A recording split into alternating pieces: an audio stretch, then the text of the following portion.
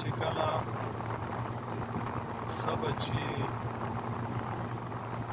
پوهه بچي، وفادار بچي،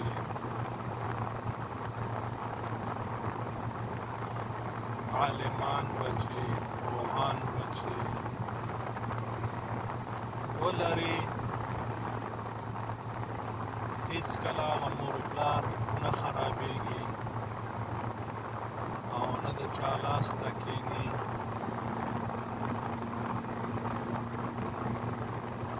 تل خپل مور و پلار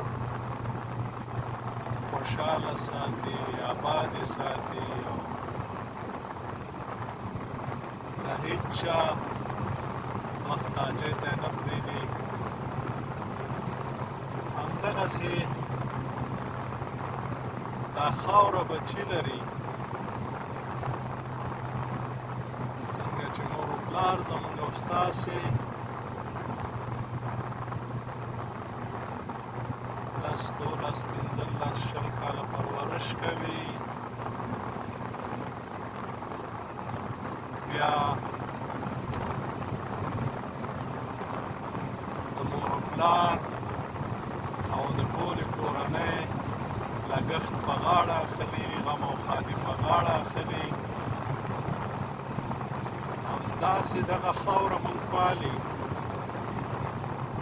روزي،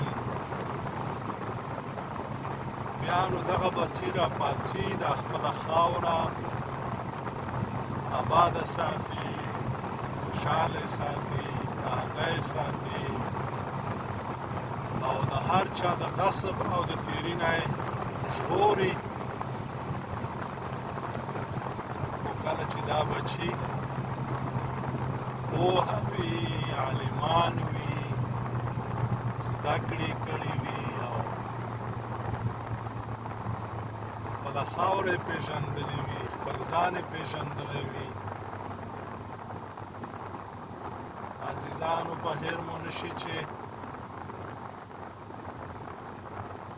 لکه څنګه چې د مور و پلار حق دی په موږ او تاسې باندې، دغسې د دغې خاورې او د دغې قام حق دی په موږ او تاسې باندې. په دې خبرو باندې باید موږ او تاسې تېر نه وځو. ځینې خلک د خپل ځان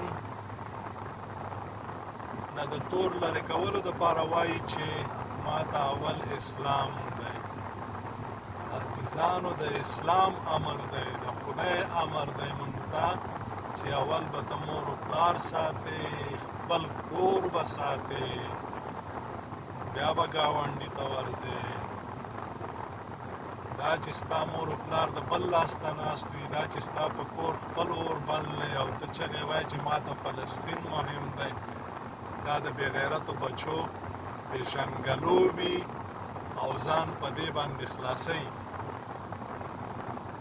الله مو ښاد او آباد لره. که موږ او تاسو یګانه یو، که موږ او تاسو یو یو، موږ به آباد یو، زموږ کور به آباد وي، زموږ خاوره به آباده وي.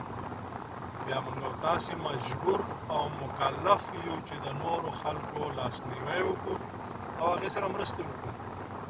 ژوندي اوسئ، آباد اوسئ، لاسونه ورکړئ او خپل ځان، خپله خاوره، خپل ملت د دې ستونزې نه خلاص کړئ. السلام علیکم ورحمة الله وبرکاته.